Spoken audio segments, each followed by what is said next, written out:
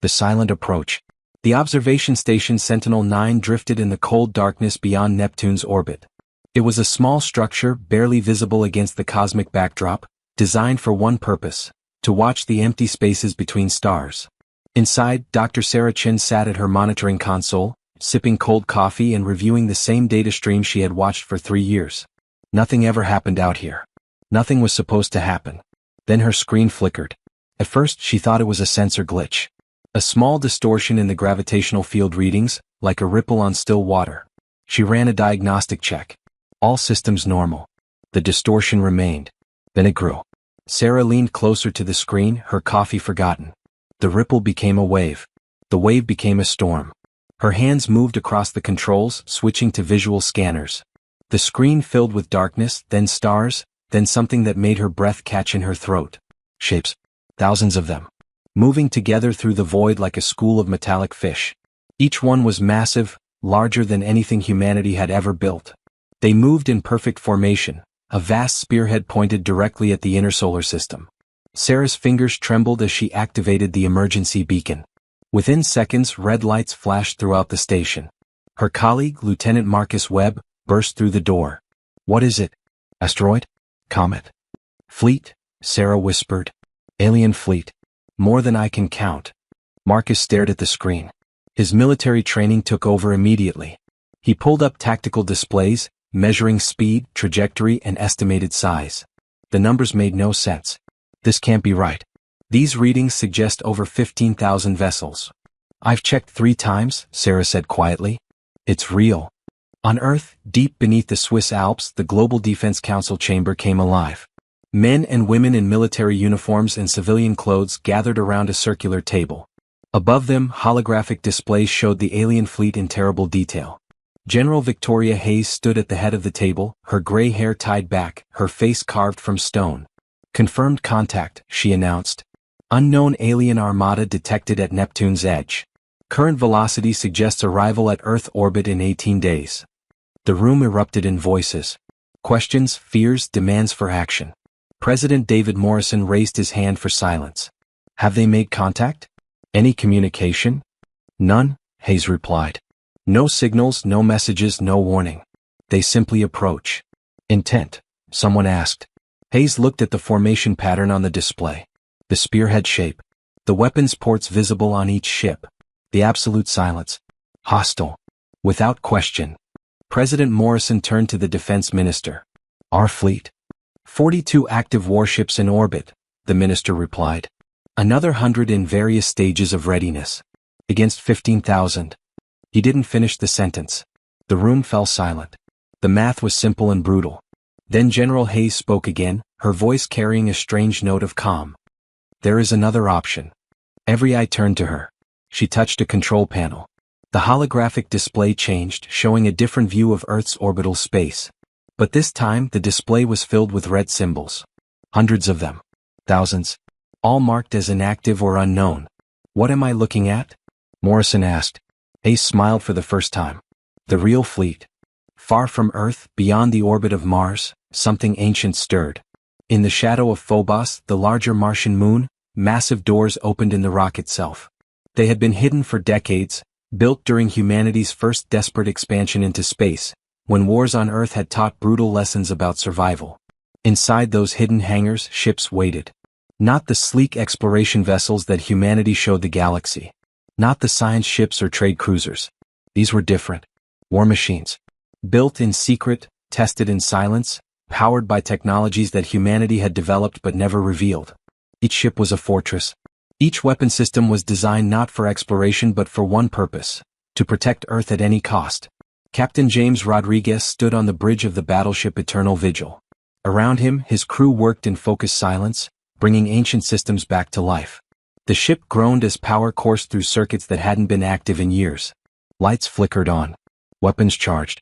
Engines humbled with barely contained fury. "All systems online," his tactical officer reported. "Weapons at full capacity.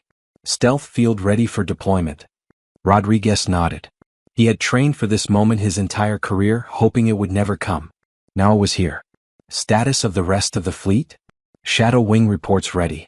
Ghost Squadron acknowledges. The Hammer Group is fully operational. The officer paused. Sir, we have 2,416 vessels ready for deployment. All hidden. All waiting. Rodriguez looked at the tactical display showing the approaching alien armada. They were past Uranus now, moving with the confidence of conquerors who had never known defeat. He thought of his daughter on Earth, 8 years old, probably asleep in her bed, unaware that death approached from the stars. Activate stealth fields, he ordered. Move the fleet into position around Mars. Standard encirclement pattern. No active scans. No communications. We are ghosts until I say otherwise. Yes, sir. Throughout the solar system, humanity moved in silence. Ships lifted from hidden bases on the moon. Weapons platforms powered up inside hollowed asteroids. Defense satellites that had appeared dormant suddenly came online, their true purpose revealed. Earth had learned long ago that the galaxy was not kind to the weak. So humanity had prepared. Not with speeches or threats. With steel and fire and the cold mathematics of war. On the alien flagship Dominance, Commander Vex stood before the strategic display. He was tall, even for his species, with 4 arms and eyes that could see into the infrared spectrum. Around him, his officers worked with casual efficiency. This was their 100th conquest. Perhaps their 150th. They had stopped counting. Status of the target world? Vex asked. Primitive, his science officer replied. Early space age. They have scattered vessels in orbit. Nothing that poses a threat. Their weapons technology is centuries behind ours. Vex nodded. It was always the same. Young species discovered space travel, built a few ships, and thought themselves mighty. Then the galaxy arrived and taught them the truth. Estimated resistance? Minimal to none. Their entire orbital fleet could be destroyed in the first strike. Planetary conquest should take less than a solar rotation. Good. Vex turned to his communications officer. Send them the standard message. Give them one chance to surrender. The message went out across all frequencies. Cool. Simple. Final. This system is now claimed by the Dominion. Surrender your world and submit to integration. Resistance will result in extinction. You have one planetary rotation to comply. On Earth, the message played in the council chamber. No one spoke. No one moved. President Morrison looked at General Hayes. Do we respond? No, Hayes said firmly. Silence is our first weapon. Let them wonder. Let them worry. They'll think we're paralyzed with fear. Good. Let them think that. The alien fleet crossed the orbit of Saturn. Still no response from Earth. Vex found that curious but not concerning. Fear often struck species silent. His fleet continued forward, weapons ready but not charged. There was no need. This would be over before it began. But on the bridge of the Eternal Vigil, Captain Rodriguez watched as the alien armada entered the kill zone. Mars hung before them like a red jewel in the darkness. The alien fleet was so focused on Earth, so confident in their approach, they didn't even scan the space around the red planet. Distance to contact? Rodriguez asked quietly. 400,000 kilometers and closing, his tactical officer replied. Fleet status. All ships in position. Complete encirclement achieved. The enemy is surrounded. They don't know it yet. Rodriguez allowed himself a small smile. The aliens had made their first mistake. They had assumed humanity was weak. That Earth was unprepared. That no young species could threaten the might of the Dominion. They were about to learn differently. Maintain stealth, he ordered. Wait for my command. The alien fleet reached Mars orbit. Commander Vex looked at the blue dot of Earth beyond, just 3 days away now. He turned to his weapons officer. Begin charging primary weapons. Prepare for first strike on their orbital installations. Yes, Commander. Throughout the Dominion fleet, massive cannons began to glow. Energy gathered in weapon arrays designed to crack planets. This was the moment before victory. The calm before the massacre. Vex felt satisfaction wash over him. Another world would fall. Another species would kneel. The galaxy would remember that the Dominion could not be stopped. Then his sensor officer made a sound. Not quite a word. More like a gasp of disbelief. Commander, we have a problem. What problem? Vex demanded. The officer's hands shook as he worked his console. Contacts. All around us. Hundreds of contacts. No. Thousands. They just appeared. Out of nowhere. Vex's blood turned cold. He strode to the sensor display. What he saw made no sense. The space around his fleet, empty just seconds ago, was now filled with ships. Human ships. Dark and angular and absolutely silent. They formed a perfect sphere around the Dominion Armada. Every escape route blocked. Every tactical advantage neutralized. How? Vex whispered. How did they hide from our sensors? No one had an answer. On the eternal vigil, Rodriguez stood and straightened his uniform. Around his ship, 2,416 human warships dropped their stealth fields simultaneously. The effect was dramatic.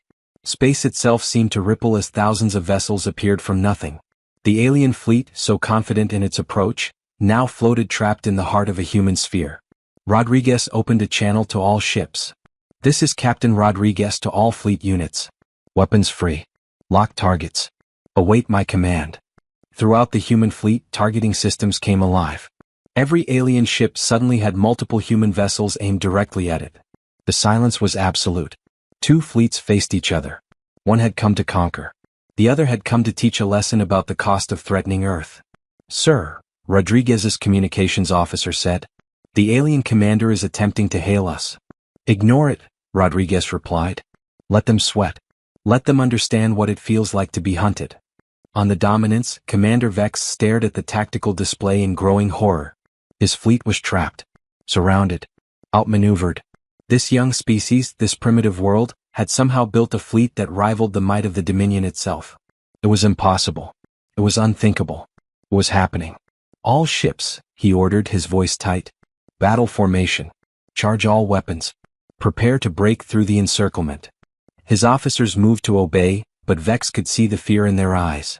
They had never faced an enemy like this. Never been the ones surrounded. Never been the prey. Mars hung in the space between the two fleets, silent and red and patient. The planet that had witnessed humanity's first steps into the wider solar system would now witness something else. A message written in fire and steel. A declaration that Earth would not kneel. That humanity would not surrender. That some worlds, when threatened, did not run or hide or beg for mercy. They fought. And they won. The Mars graveyard. Commander Vex stood frozen on the bridge of the Dominance, his four arms gripping the command console. The tactical display showed a nightmare. His 15,000 ships, the pride of the Dominion fleet, sat trapped inside a perfect sphere of human warships. He had conquered 47 worlds.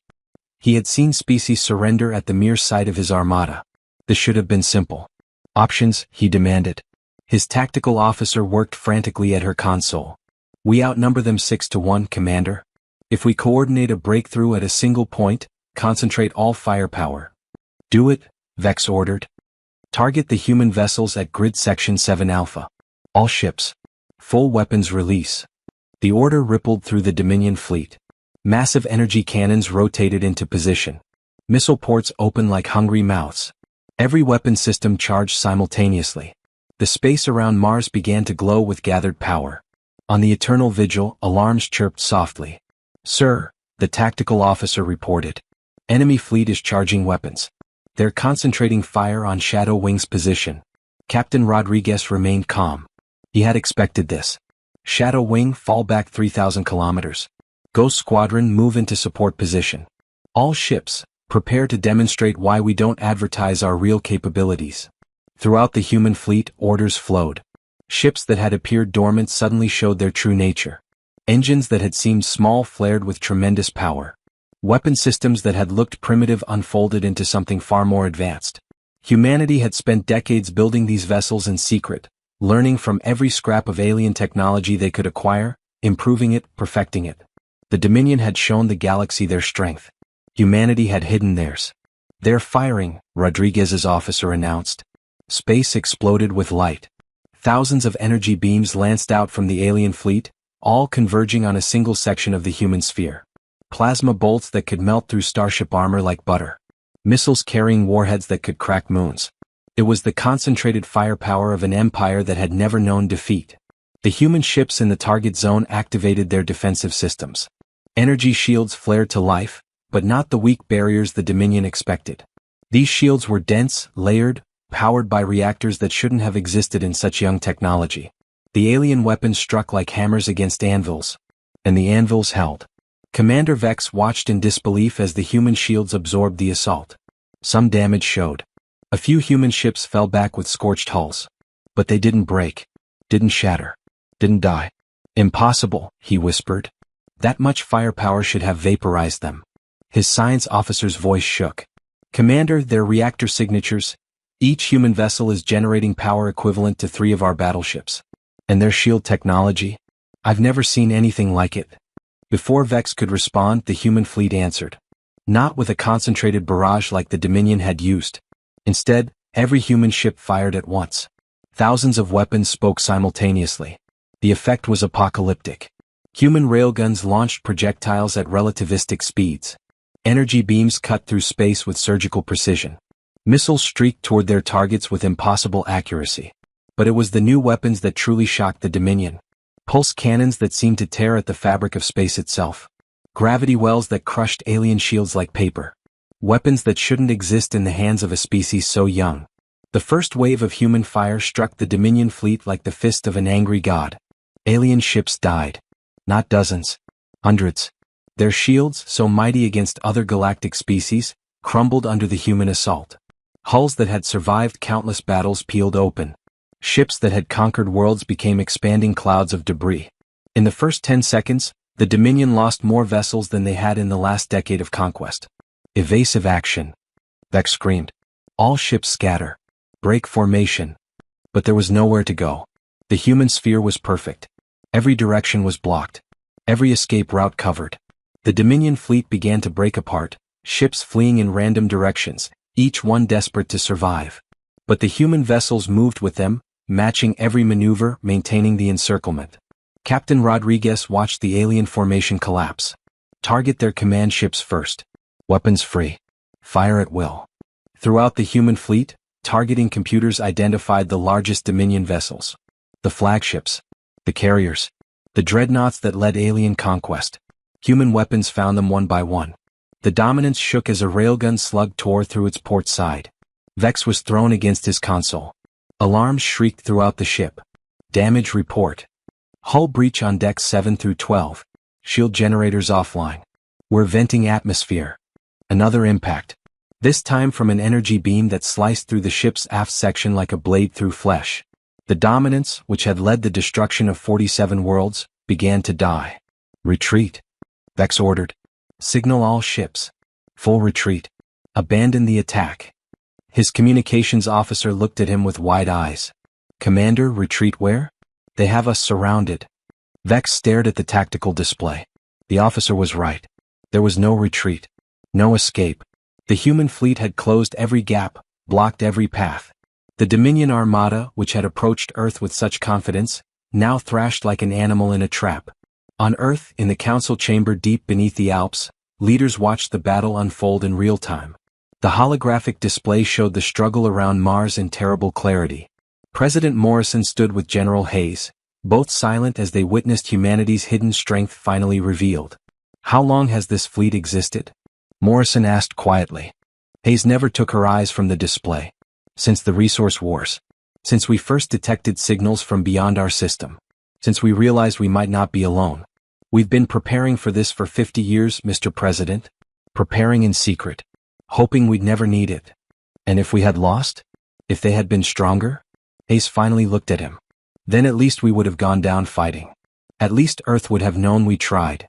Around Mars, the battle reached its crescendo.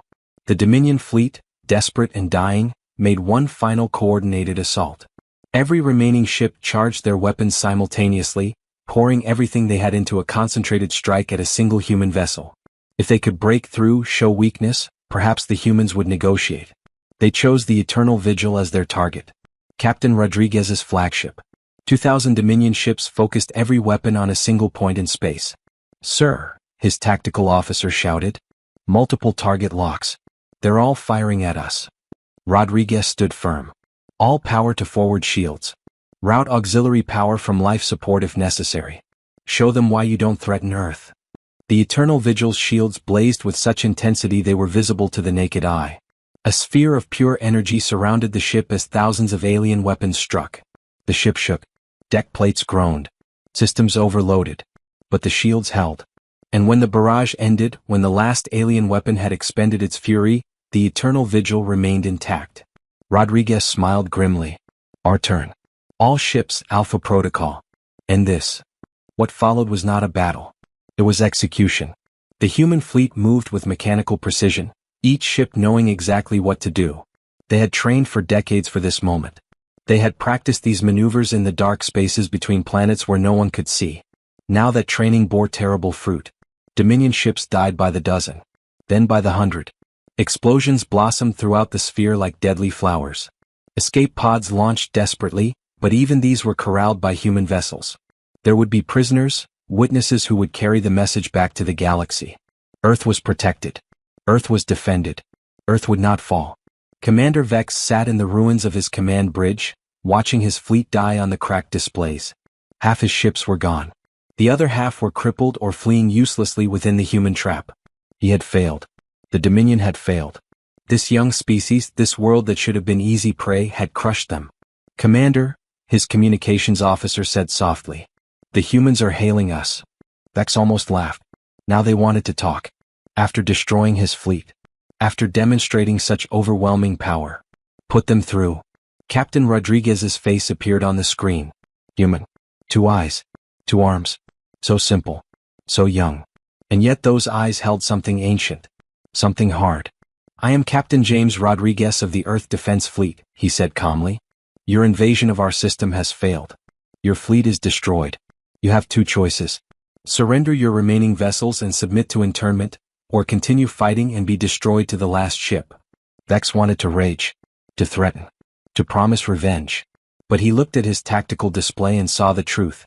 The Dominion was beaten. Utterly. Completely. I surrender, he said, the words tasting like poison. We surrender. Rodriguez nodded. Lower your weapons. Power down your engines. Any ship that makes aggressive moves will be destroyed without warning. You came to conquer Earth. Instead you die at Mars. Let your empire learn from this. The channel closed. Throughout what remained of the Dominion fleet, ships began to power down. Weapons went dark. Engines fell silent. The invasion was over. In the council chamber on Earth, cheers erupted. People embraced. Some wept with relief. President Morrison stood watching the display, seeing the alien fleet broken and contained around Mars. What now? He asked Hayes. Now, she replied, we send a message to the galaxy. We broadcast what happened here. We let every alien empire know that Earth is not easy prey. That humanity does not surrender. That we have been preparing. That we are ready. Will they come again? Other fleets. Hayes looked at the field of debris around Mars. At the captured alien vessels. At the human fleet standing victorious. Maybe. Probably. But next time they'll think twice. Next time they'll remember Mars. They'll remember the day an alien armada came to destroy Earth and never made it past the red planet. Captain Rodriguez stood on the bridge of the Eternal Vigil, looking at Mars through the main viewport. The planet hung there, red and patient, surrounded now by the wreckage of alien ambition. It would take weeks to clear the debris. Months to process the prisoners. Years to fully understand the technology they had captured. But the important thing was done.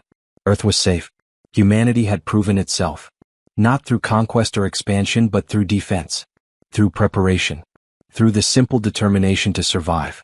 Sir, his tactical officer said quietly. Fleet Command is requesting our status. Tell them we're secure, Rodriguez replied. Tell them the invasion has been repelled. Tell them Mars held the line. He thought of his daughter, safe on Earth, probably awake now, eating breakfast, unaware of how close death had come. He thought of all the children. All the families. All the people who would never know how close they came to extinction. They would never know because humanity had been ready. Because 50 years ago, someone had looked at the stars and understood the truth. The galaxy was not safe. The universe was not kind. And if humanity wanted to survive, it would need more than hope. It would need teeth. Mars hung in space, a monument now. The graveyard of an empire's ambition. The proof that Earth would not kneel. That humanity, young and small and fragile as it seemed, could stand against the darkness and emerge victorious. The message went out across all frequencies, broadcast to every corner of the galaxy. A simple statement, accompanied by footage of the battle. Of the trapped alien fleet. Of the human victory. This is Earth. We are humanity. We do not seek conquest. We do not desire war. But we will not be victims. To any empire listening, to any fleet considering our world as prey, remember Mars. Remember what happens when you threaten our home. Turn back. Find easier targets. Leave Earth alone. Or join the graveyard that orbits the red planet. The broadcast ended. Across the galaxy, in 1,000 alien councils and command centers, beings of every species watched the footage and understood.